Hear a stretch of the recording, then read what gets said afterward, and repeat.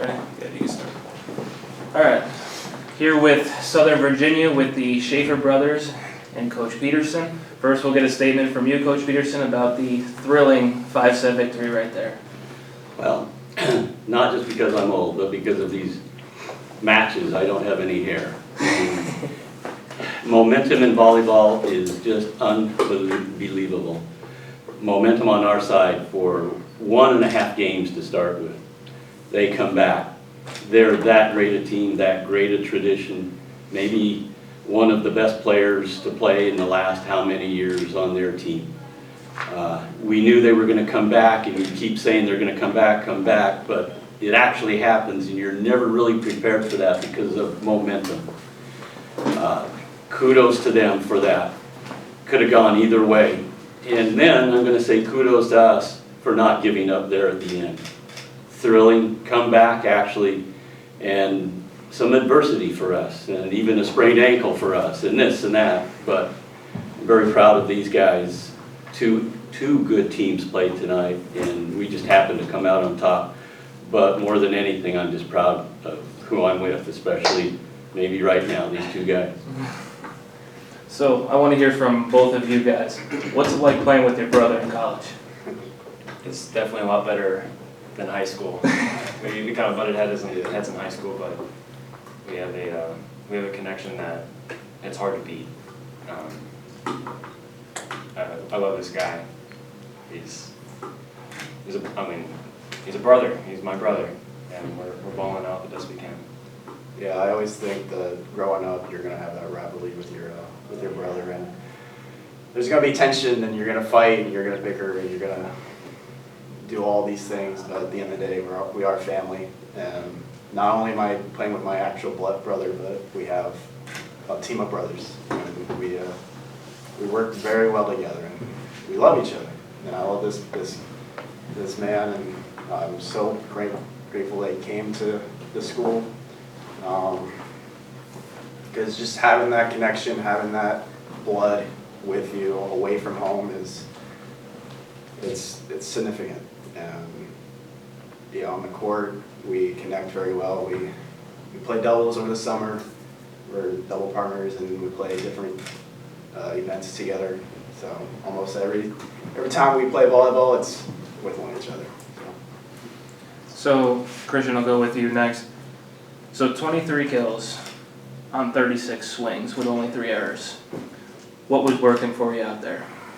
I don't know. Just swinging big. They had a really nice block, and one of my goals for this entire year is to swing smart. So a few of those kills were coming from smart shots, roll shots right over the block. But Tyler's dishing the ball out perfectly, and my only job was just to hit the ball. So, it was great. You got anything on him? Yeah, I just add to what you're saying there. Not only were you swinging hard, but you did have more rolls than you've probably had all year. Yeah. This is your second most kills this season. How much did having the middles be so effective in the first 2 games allow you to really turn it on in the 3rd through 5th set? Yeah, the middles were absolutely incredible tonight. They just kept going left and right, and a lot of my kills came from back row, and that was all because of them. They were pulling the middle, so I practically just had an open net. But the middles played amazing tonight. I don't know what they hit, but I'm sure they hit well over 500 between the 2 of them.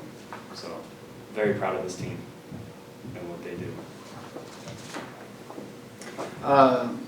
Tyler, you beat your career high in assists by 1? And by 1, it was 52 earlier this year against Cal Lutheran, which was also, I think, when you had your 28. So, what was working for you to get a new career high in assists with 53? Definitely the middle again, and even into the 4th and 5th set, we had Kyler Evans, and he really turned it on. Once we get that pass, I'm grateful we have such a strong serve-receive team, and I'm able to dish out different sets to different people. And in the fifth set, it's actually the same thing that happened at Cal Lutheran. The fifth set, I mostly only went to Christian, and I feel like we got to that 53 assists because I have this trust with my teammates, and especially with Christian, to put the ball away. And I look at him like, I'm going to you, and he knows I'm going to him, and he'll do everything is in his power to put the ball away. And the same thing with everyone on the team. And I'm thankful for what we have as in every skill of this game. And it's not just one person, it's collective.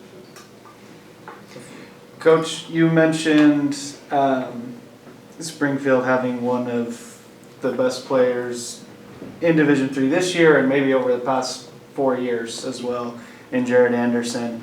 I know that was a big key to this game and holding him and limiting him, really. You're never going to be able to stop him, but slow him down.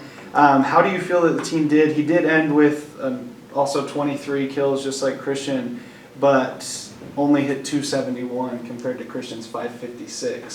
So how do you feel that the team did on limiting his offense? Actually, I think the momentum in how we played mirrored exactly how Jared Anderson hit. I think that we did a very good job on him early on, and then we let him come back, and then up and down, and just at the right time. Game 5 is sometimes a flip of the coin, but it's a scary game to play. And if they set somebody else, which they did at the end, they didn't set Jared Anderson, and I'm kind of glad of that for match point. He's just so up and down, but I think that when we were excited and on, we were playing well. We did limit him a little bit, and that's kind of the thing. They're very good at serving, by the way. I thought their serving caught fire. That got us, didn't catch us off guard because we knew they were one of the best serving teams. But I thought that's how they came back, because they started serving well.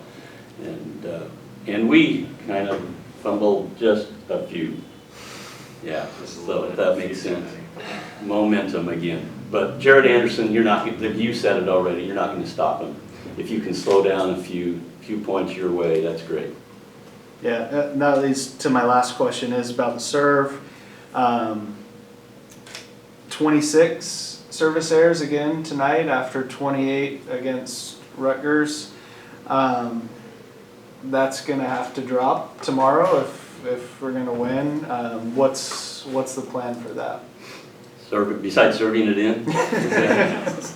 Yeah, I'd actually like to know what these guys are thinking about that, if you wouldn't mind me turning the tables. It's great. Honestly, I think it's just a mindset.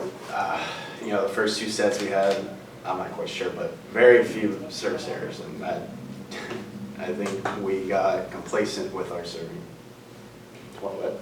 You had 3 service errors in the first set, or something like that. 3 service errors in the first. That's unbelievable. That's a record for us, which it's really hard to say, and it's frustrating to say, but I think we do get complacent. We want the flashy serve. We want to serve it as hard as we can. But once we get to that point, and we keep missing, like Christian and I both had 6. Yeah, that's that.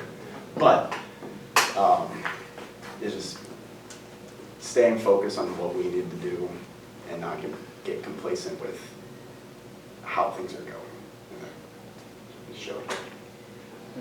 So final thing I'll ask, so what's to look for tomorrow between the Brook-Vassar winner? What do you look to slow down, look to do well against either one of them?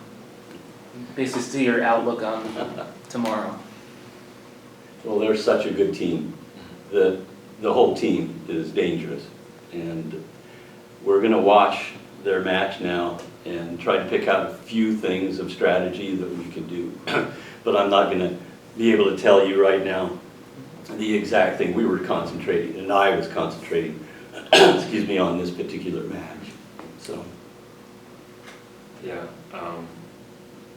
I haven't watched much of film on either of these teams because my main focus was just Springfield. one game at a time mentality. And I mean, I've seen clips. Vassar is very tough. They have a great setter, and just like Tyler and I, they have that Kim brother connection. So it's going to be a tough team, but we just got to pick out their tendencies and make sure that we key on those. We just gotta play. Regardless of what strategy we have, we just play our game and we're gonna make them adjust to us. I'm good.